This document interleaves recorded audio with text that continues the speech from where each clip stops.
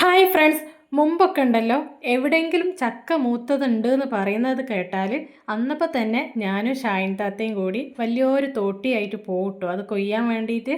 അതിനി എത്ര ഉയരത്തിലാണെങ്കിലും ഞങ്ങൾ എങ്ങനെയെങ്കിലുമൊക്കെ കഷ്ടപ്പെട്ടിട്ടായാലും അത് താഴെ തള്ളിയിട്ടിട്ട് പകുതിയും പകുതിയാക്കി എടുത്ത് പുരയെ കൊണ്ടുപോയി പുഴുങ്ങി തിന്നതിന്.